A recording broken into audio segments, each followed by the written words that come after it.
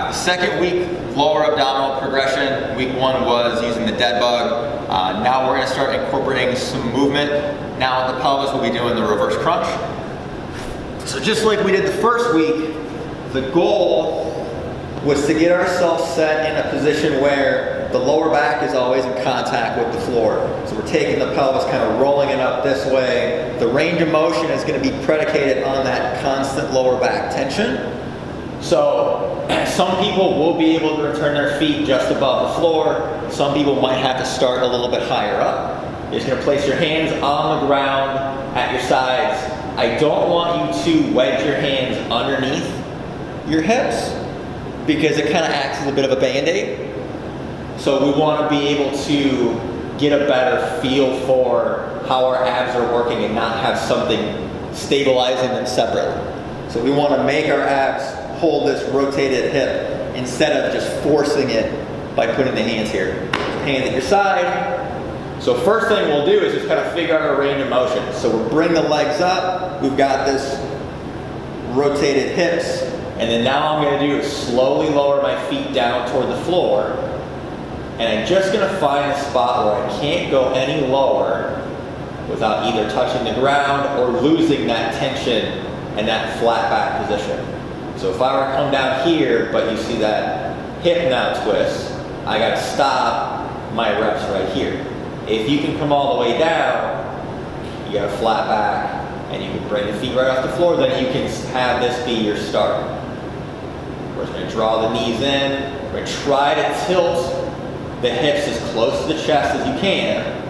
Think like you're trying to bring your belly button up into your sternum when you pull the knees in. So the whole movement, we start here, take that first rep and just kind of flush out your usable range of motion.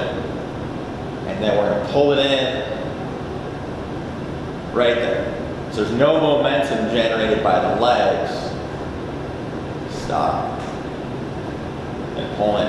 Now if you don't have the strength to actually get the hips to rotate all the way up and pull your lower back away from the floor on the crunch, what you can do is you can take a pillow or even a folded up mat like this, and we can create a little bit of a declined angle so that you can still train that crunched part of the range of motion. Because what will happen with some people is if we don't do this, your reps might stop here.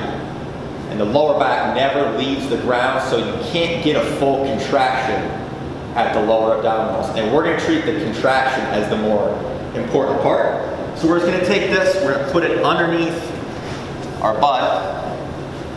So now it creates almost a little bit of a decline angle. My hips are a little bit higher than my shoulders. Goal is still to hold the lower back tight against the ground.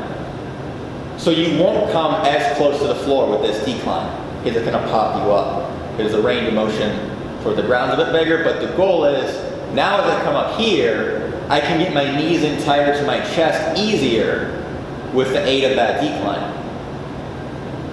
Keeping the abs nice and tight, lower back close to the floor. So it helps you get past that limited range of motion at the top end, so you can still focus on learning that contraction. So use that, a mat or a pillow if you need to. If you don't need it, don't use it.